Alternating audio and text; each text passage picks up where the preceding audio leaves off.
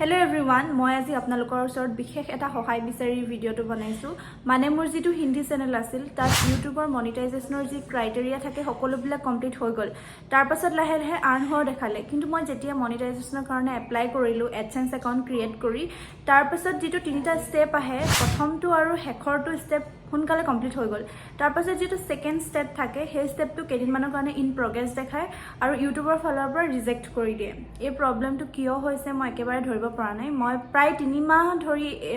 4 মাহ ধৰি এই প্ৰবলেমটো ফেস কৰি আহিছো যদি কোনোবা এই প্ৰবলেমটো বিষয়ে জ্ঞাত ব্যক্তি আছে তেতিয়া হলে প্লিজ মোক korinadora@gmail.com ত এটা মেইল কৰিব আৰু যদি বিশেষকৈ ডিব্ৰুগড়ৰ ফালৰ পৰা কোনোবা আছে তেতিয়া হলে প্লিজ মোক জনাব কাৰণ মোৰ লক কৰি এই প্ৰবলেমটো সলভ কৰিব কাৰণে সুবিধা হ'ব আজিকালি যেহেতু ইমান স্কেম চলি আছে পটককে মেইলৰ পাসপোৰ্ট দিয়াও পসিবল নহয় হে কাৰণে মই ভাবিছো কি যদি কোনোবা ডিব্ৰুগড়ৰ ফালৰ পৰা মোৰ ভিডিওটো চাই আছে মই জানো বহুত ডাঙৰ ইউটিউবাৰটো মোৰ ভিডিওটো নাচাই তথাপিও যদি কোনোবা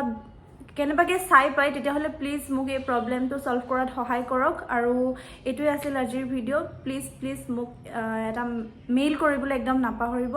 যদি মোৰ এই প্ৰবলেমটো সলভ হৈ যায় তেতিয়া হলে মই আপোনালোকক বহুত দিলছে আশীৰ্বাদ দিম গতিকে প্লিজ মোক সহায় কৰক